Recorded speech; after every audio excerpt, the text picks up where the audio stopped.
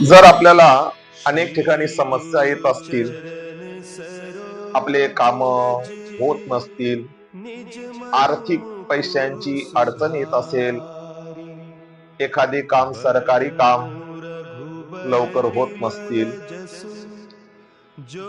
दैनंदिन जीवनामध्ये अनेक प्रकारच्या समस्या येत असतील, तर याकरता हा घरगुती उपाय जर केला तर तुम्हाला नक्कीच फायदा होईल. मंगळवारी मारुती रायाला केशरी कपडे अर्पण करा.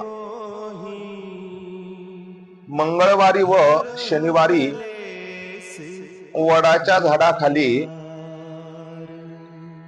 गव्हाच्या कणकेचा दिवा तयार करा व राईचं तेल टाकून तो दिवा एका वडाच्या पानावरती ठेवून तो वडाच्या झाडाला लावा.